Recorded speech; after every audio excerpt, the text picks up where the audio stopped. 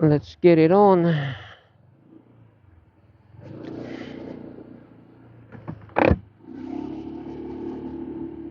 Tanghali na. Tanghali kami ng gising ni teacher dahil she's not feeling well.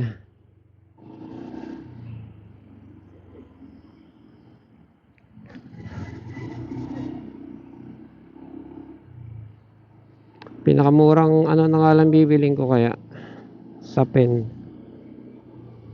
Isang sa pen lang pala bibilhin ko dahil pag ginagamit yung isa hindi, di ba? Alang ano mang hindi ko ginagamit parehas. Nga lang, kung mura lang, sayang naman yung shipping. Baka mapabili din ako in the future.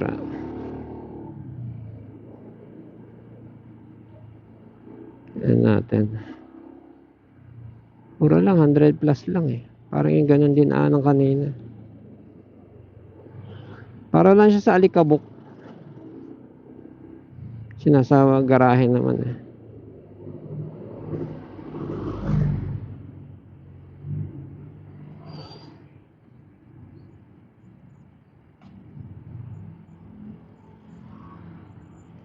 Unas nga tayo ng helmet. Yan nga.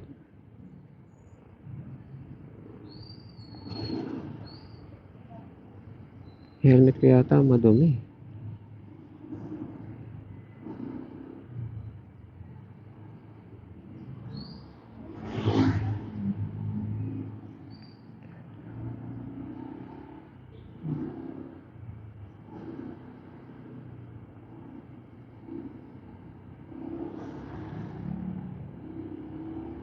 Hatid ako ng sako ngayon sa quarry. Kakabit ko tong tornilyo ng top box, dalawang importanteng gagawin ko. Tapos follow up single, dalawa.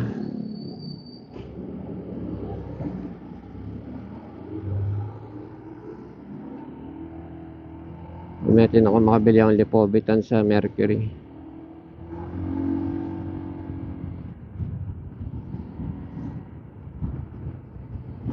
So since kinancel ko na yung membership ko sa gym, kasi nga spend ako doon ng 4 hours sa gym, yung pala tinitira na yung likuran namin ni Malunggay.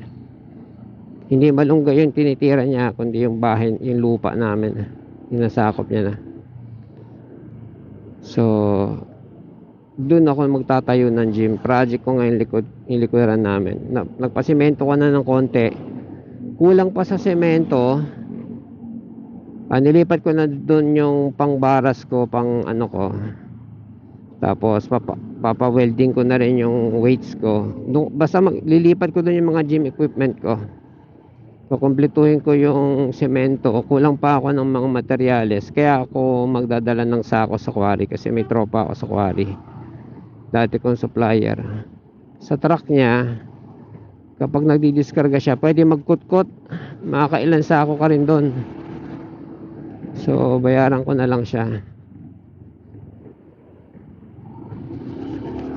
Ang puhunan ko na lang either tricycle or yung keso. Tricycle kasi isang biyahihan lang, marami-rami na. Sa keso pa isa-isa, pero sarili mo namang oras tsaka charge ang puhunan. Yan natin kung saan mas makakamenos. Pag naayos na yung keso. Yung point nga doon is ano ngayon, Thursday. Kailangan ma-follow up ko si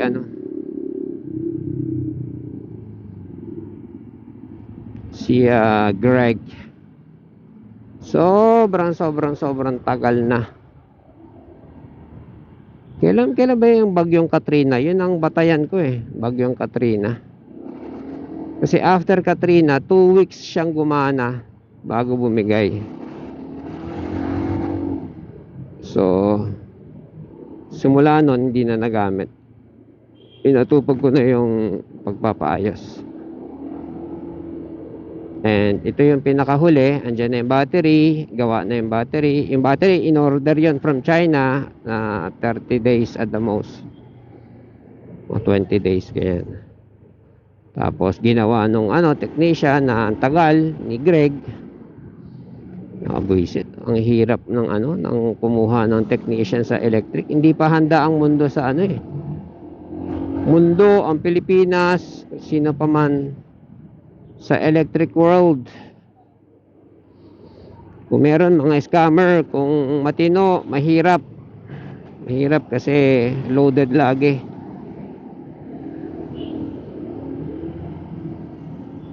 Matino yun si Greg kung sa matino.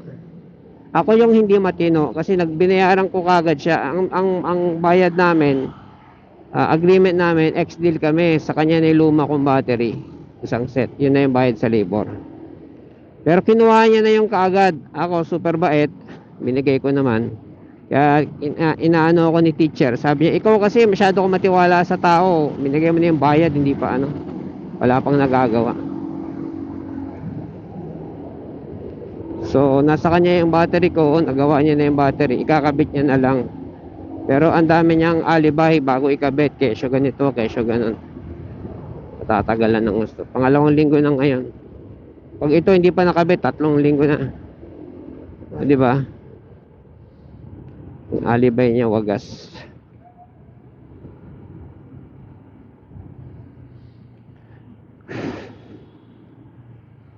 Hindi na ubusan ng alibay. Kung una-una kung hindi pa siya bayad, hahanap ako ng ibang gagawa. That is kung may ibang gagawa, 'di ba? Ipit na ipit ka eh. Ipit na ipit ka sa electric world. May pinanggalingan na yan na ibang technician. Medyo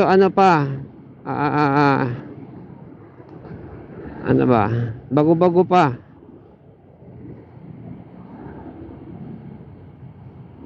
Pero yung kakayanan, hindi kasing expert ng kakayanan ito ni Greg. Nga lang si Greg, hahapitin mo. Huwag ka lang siya available. Kasi yung paggawa ko kay Greg personal, hindi professional.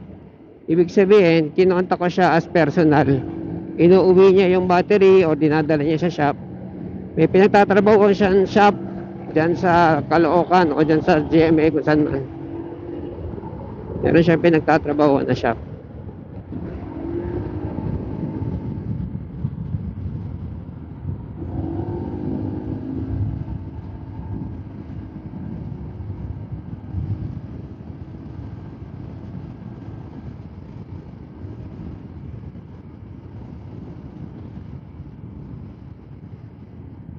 I think hindi masyadong peligroso yung cellphone ko dito sa hangin dahil merong windshield tong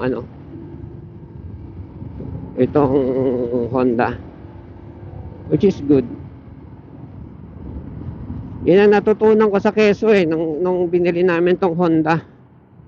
Sabi ko, no matter how tempting yung mga features ng ibang motor, pag yan hindi branded, nako, iiyak ka niyan. Hindi lang in the long run. Once na ilabas mo na ang kasa, iiyakan mo yan. Dahil talagang ginugulang ko yan ng oras. Ginugulan ko yan ng oras na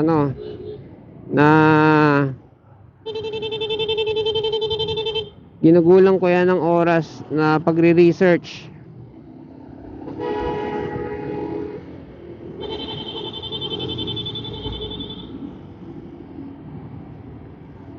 Ginugulang ko yan ng oras ng pagre-research.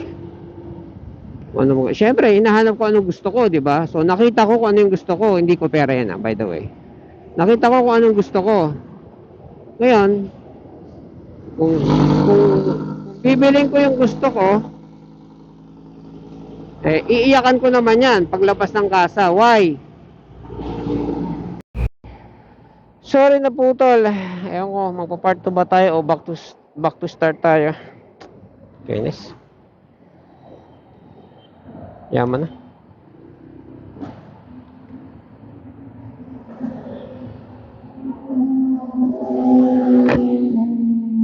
Punas nga na lang tayo ng helmet. Yaman na, mamaya na. Ang paglilinis sa bahay ginagawa yun eh.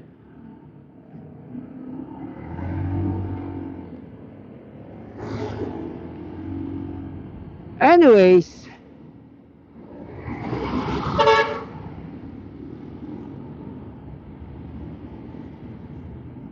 so as I was saying kanina, sa pagpili ng motor, nagsisi ako sa Quezon kasi first motor ko naman yon na bili. And well, hindi naman technically hindi siya motor as in motorized na makina.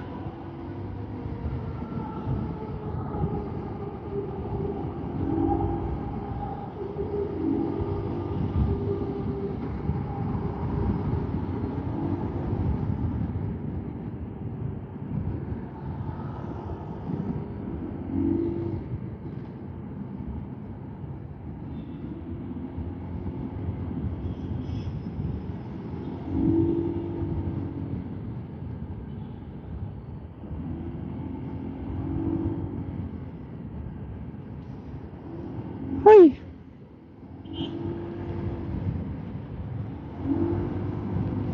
So, yung tatlong tuta sa bahay, change topic na lang tayo, naputol eh.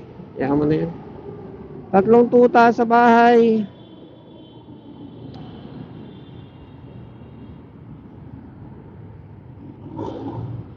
Kaya mo na nga yung tuta na yun.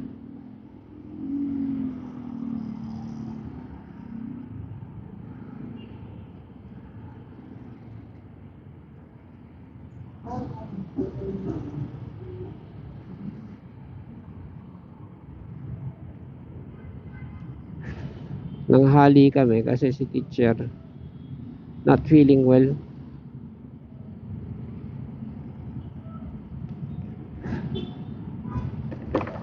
Labo ng helmet ko.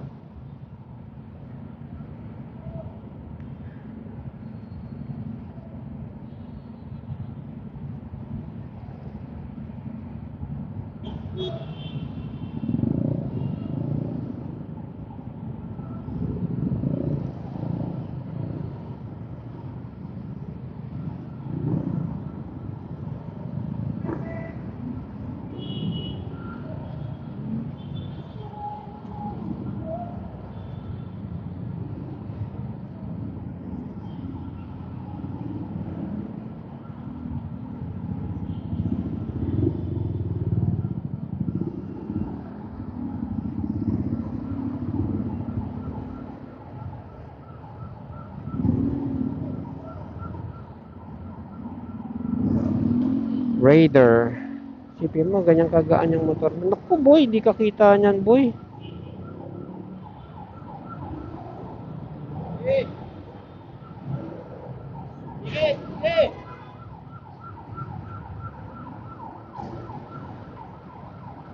Malaki-laki yan Brad. Masabitan ka niyan.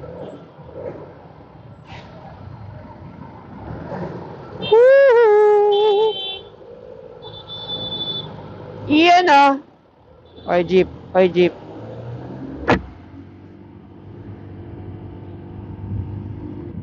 Doon lang pala tayo masikip eh.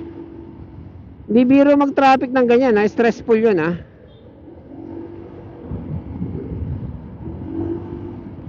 Kasi nung pag kami nasisiraan sa truck,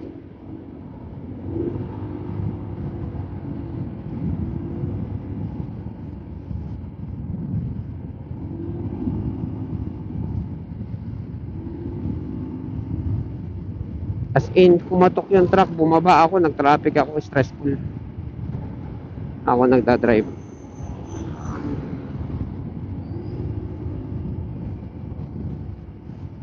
Woo! Yeah, boy!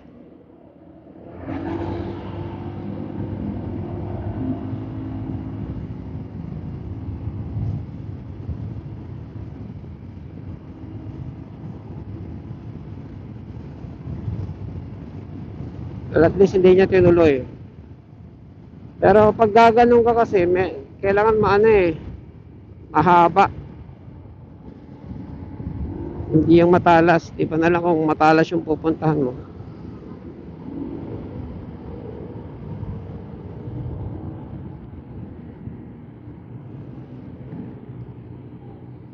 Sa ngayon, dito muna tayo pa-vlog sa motor. Kasi super bigat puta. Super bigat nung cellphone sa helmet. Bigat na yung helmet eh. Dumidikdik yung helmet. Oo, mabigat tong A55 Samsung.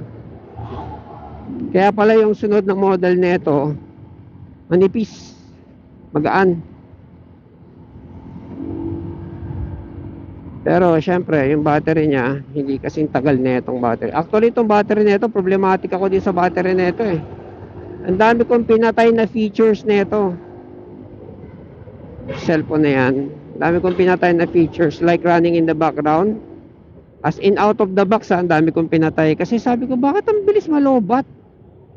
Para sa 5,000 mAh. Bilis yung malobat. Sabi ko, ano to? May defect ba to?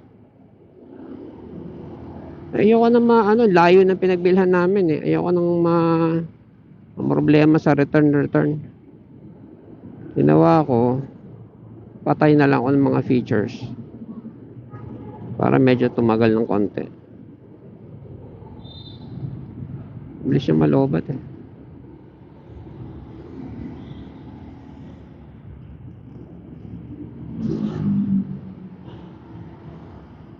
Parang gusto ko ng donut. 50 petot.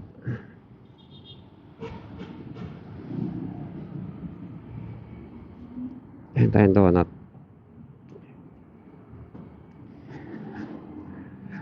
Putol-putol na yung ating wag baka mawala kayo. Okay, so may donut na tayo. 50 petot ang isa. Nagmahal Dati 45 lang to. Pero kapag bumili ka ng 4, less 10. So 190.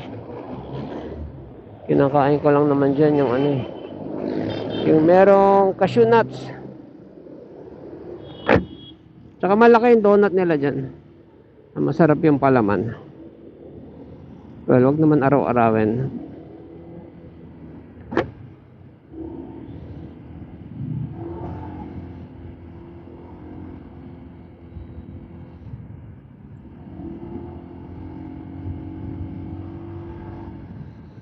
Dati nag-aral ako ng pangalan nun. Ang pangalan ng tape, Mega Memory. Galing. Galing. Yun yung advent ng ng home TV shopping. Wala pang internet nun eh. Meron pero meron na ba? Kung meron man, yun, dial up. Wala, super bagal yun. Isang page pa lang na hindi high def isang page pa lang, pwede ka maghugas ng plato. Makakapagsaing ka na. Isang page pa lang. So, yung sa Mega Memory na yon, yun, sakit sa mata. Sabing ganon, wag daw kakain ng may betchin. Kung ano man pangalan, MSG, monosodium basta.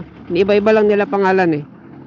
Pero very common yun sa chichirya, ganyan. O pag nagluluto ka, yung mga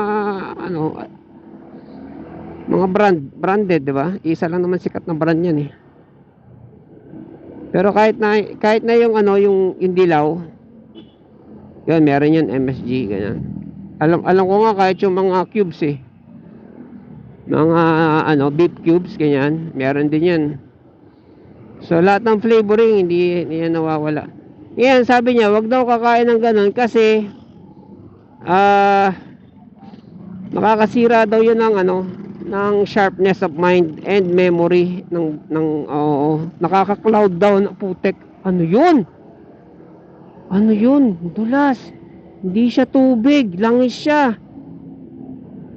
Delicate yun langis ang putik.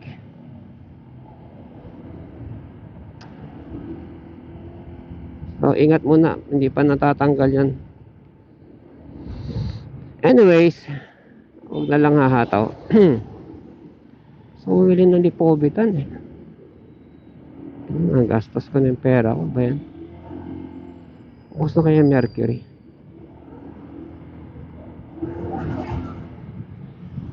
Yan natin kung makabili ako sa Mercury.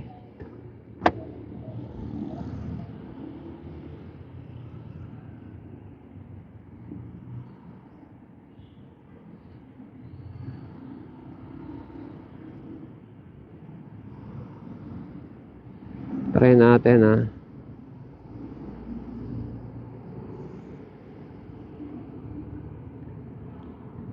Kung sisingilin tayo.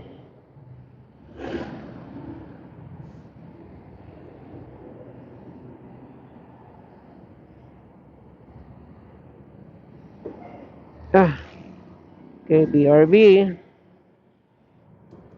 Delicates. Pahiga. 15 minutes. BRB. Pantay ba?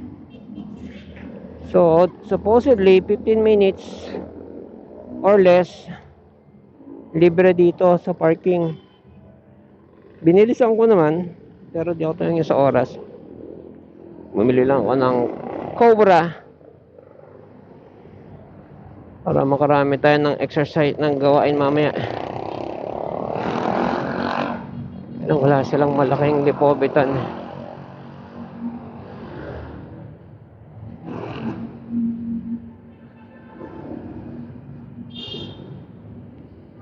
Natin nga sisingilin tayo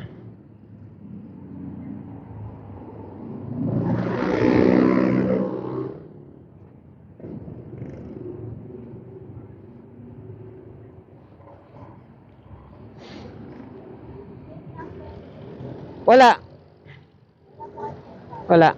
Brand new. Galing kasa.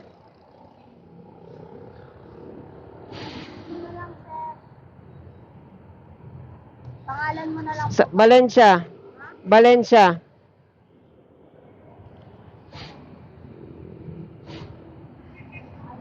Okay na, libre? Thank you. Oo, di ba?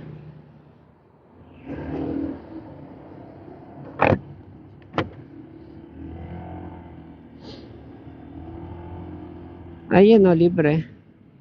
With a smile.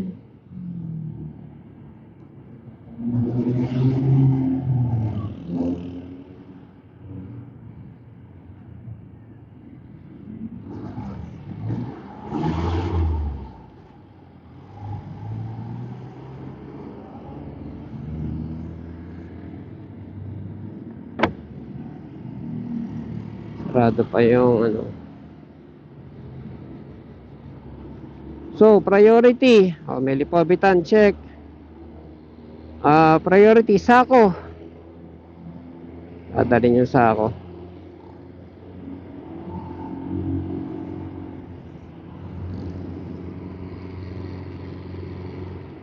Kaya ko kaya dalhin to sa sa Lubacan. Grabe adventure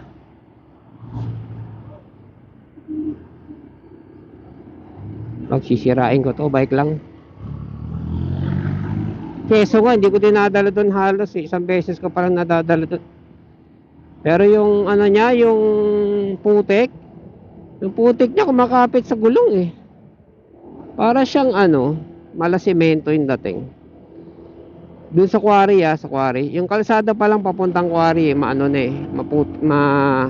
powderin na yung putik, yung yung kalsada.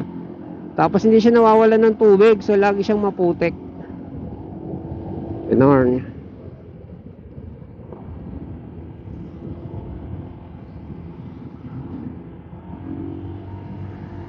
Tapos may natutunan ako dito sa paahon kasi maraming nagsasabi mahina daw sa ahonan nitong Well, ang design kasi nito, well, yes, mahina siya, okay? Keso yung gamit ko bago ito Sa keso, mamaniin lang ng keso to, kahit tambakan mo yun ng pinamalingki, pinang-grocery at may angkas ka pa na bagong kain. Galing piyesta, eat all you can, kayang-kaya. Dalawa kaming eat all you can, kayang-kaya, maning-mani. Pero ito kasi, pag ikinumpara mo siya sa ibang motor o sa keso nga, ganyan, o sa big bike, mabagal, hindi sa kanya yung paahon, hindi sa kanya tawag na ito, hindi madali, hindi niya ano ba di-describe yon? Mabagal siya paahon, yan na lang, mabagal siya paahon, hindi yung tipong pag ginanyan mo, lilipad, ganon, hindi. Ano siya sa pag-ahon, sakit sa mata. Maano yung ahon niya? Hirap, yon, hirap, okay. Ngayon, may nakuha akong technique. Ang technique ko ganito. Wag kong bibirahin hanggang dulo. Wag kong bibirahin, sasagarin. Anuin ko siya. Dito lang sa silinyador, yung bungad lang ng silinyador, susundot-sundutin. May nagturo nun na vlogger eh. Nito ko lang na-appreciate yung turo niya, dito ko lang na-apply. Kasi bago ko yun na-discover, nung magkukulaps na daw si teacher, binira ko na to ng gusto, sinasagad ko yung silinyador, sabi matutumba na ako, gumaganon siya. Angkas ko siya, sabi ko sandali, tiisin mo lang, malapit na, gumaganon. Sinasagad ko yung silinyador, na malengke kami noon. Kargado pa kami ng pinamalengke ng grocery. So, hindi siya nakatulong. Tapos pag uwi pa na, tapos nung binibira ko pa siya ng todo, nangamoy sunog. Alam ko kami yun, hindi iba, nangamoy sunog. Tapos pagdating sa bahay, ang init ng makina. Sabi ko, hindi ko nauulitin yan kaya naalala ko nga, tinesting ko yung inano ko yung turo ng vlogger. Sabi niya ganito gawin nyo, bibiritin nyo ng nasa bungad yung silinyador, wag sasagad sa bungad kasi kakasa naman eh, pag nasa bungad kakasa siya eh. Yan, itong motor na to nasa gilid na, nakatagilid pa eh.